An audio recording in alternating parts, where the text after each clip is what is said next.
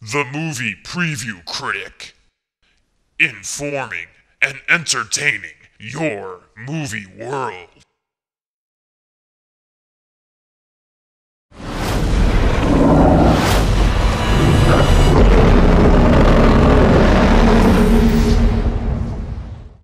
Release the Kraken!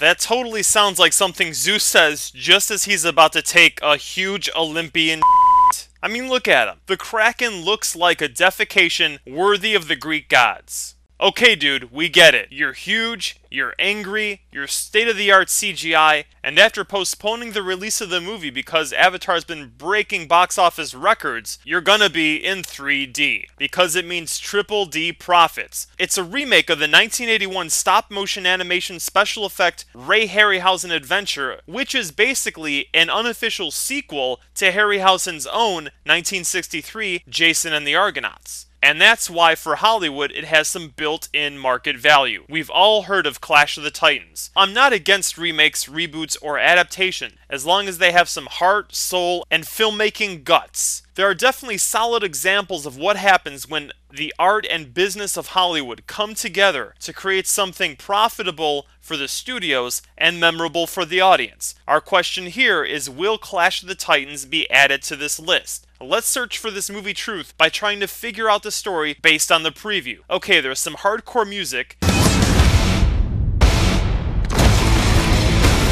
which means this is a rougher, tougher, modern-day version with attitude, much like the marketing for this summer's Robin Hood.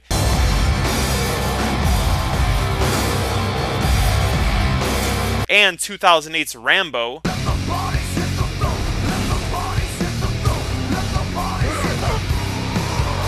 Then there's a lot of action, cool visuals, and of course, Zeus's growling, writhing, tentacle feces, the Kraken, aka the CGI money shot of the movie. But what's the story, and who are the characters? To discover that movie truth, we have to go back to the 1981 movie. Perseus and his mom are banished by her father, King of Argos, because his pride has been besmirched. Yeah, I just said besmirched. By Zeus, who knocked her up. Which means that Perseus is half human and half god. Zeus finds out, gets angry, and sends the Kraken to destroy the king and everyone in Argos. Years later, Perseus is all grown up and gets involved in an adventure to rescue Andromeda, the local hottie, who's been cursed, so that a man may only marry her if he answers a mysterious riddle. But if he's wrong, he gets burned at the stake. Perseus, of course, solves the riddle, wins Andromeda, but before they get married, another god gets angry at something involving vanity and pride and condemns the hottie to be sacrificed to the Kraken in 30 days, or the city of Joppa will be destroyed. This sends Perseus on another quest, where he has to figure out a way to destroy the Kraken. He visits the Stygian witches to tell him to cut off Medusa's head and show it to the Kraken, thus turning him to stone, which leads to Perseus traveling across the river Styx. He kills Medusa in what is definitely the best sequence of the entire movie, and starts his journey home. But along the way, this Satan-faced looking guy sticks Medusa's head with a spear, blood leaks out,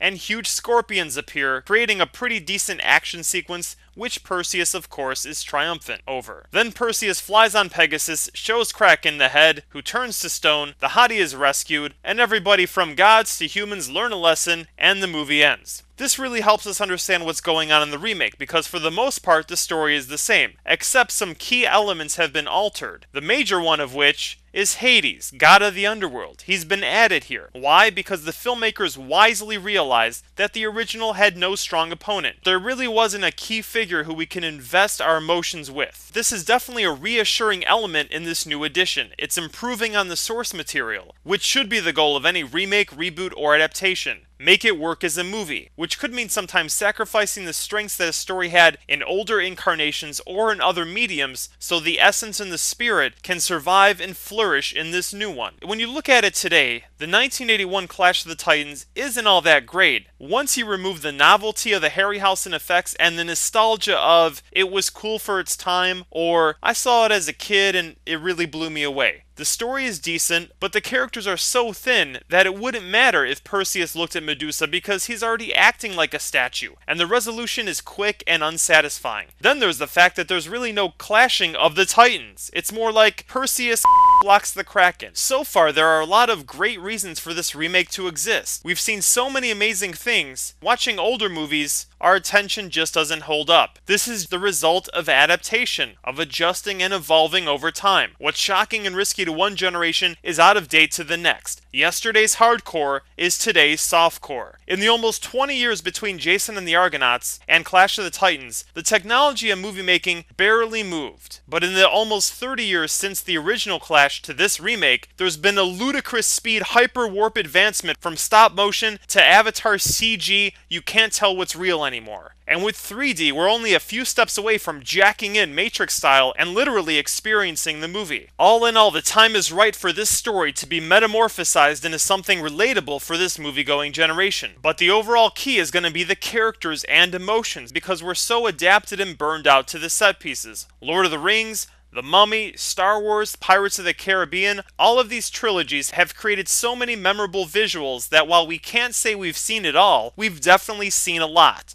10 years ago, director Ridley Scott crafted Gladiator into a prototype of movie hope. The elusive, urban legendary Oscar blockbuster. A balance of genre and drama where set pieces are connected to the hearts and souls of the characters and as a result affect the emotions of the audience. Unfortunately, this example has been lost, and Hollywood has been seduced by the profit-hungry siren songs of the trilogy syndrome, remake fever, and now 3D mania. When it comes to movies on the big screen, our past box office behavior creates future box office selection. Here, Clash of the Titans is communicating this attitude because the preview is treating us like we don't have smart brain think. While there might be heart and soul in this, why isn't any of that being marketed? Because for some reason, the studios don't believe that side of the story makes us respond. Is it us, the audience, or the movies that have become shallow? Then there's the fact that this is based on Greek mythology, on Greek gods who act like out-of-control children whose parents never discipline them, which seems like it's ripe for a ton of drama. There's going to be lust, greed, pride, vengeance. These are their motivating factors. They all burn with passion. So let's hope it's been explored and captured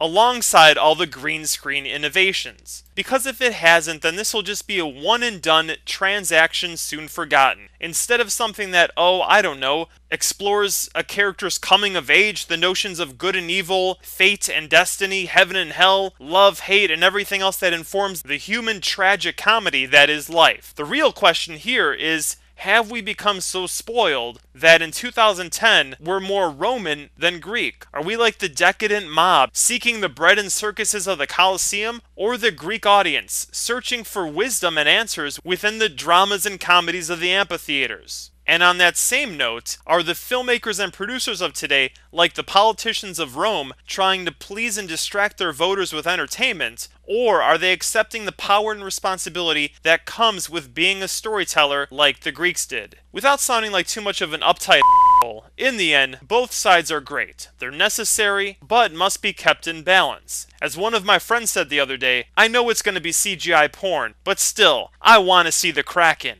And I couldn't agree more. That's one of the great things about seeing movies on the big screen. We can feel our imaginations stretch and sit and wonder asking, how did they do that? In the end, it is entertainment, so to take it too seriously would be like standing up during a magic show and accusing the magician of being a con artist. We already know it's an illusion. That's what we're here for. However, the movies have an added power, and that's the storytelling. Because we can all sit there in the theater and experience something together and be reminded of what makes us so similar, what connects us, no matter the time, the empire, or the viewing venue. Let's hope this movie hasn't forgotten that. The movie preview critic rates Clash of the Titans worthy of big screen viewing at matinee price 3D, which is really the optimal way to check this out. You'll see it because you like Greek mythology, CGI, and this makes for a great guys' night out. And when all said and done, this is a sign of the movie apocalypse. So why is it worthy of big screen viewing? Because it's got us by the balls. It's improved on the original visually, which we've got to admit. Also, some movies are a better experience in 3D, this being one of them. What are the choices that we have? Wait to rent it at home, paying $5 for half of the effect, or even worse, buying it on DVD or Blu-ray? No way. I'd rather shell out $10 for a matinee 3D ticket, see the crappin' on the big screen, and never have to think about it again. We basically have to pick the lesser of two evils, something that we're being faced with more and more in our battle against the movie apocalypse.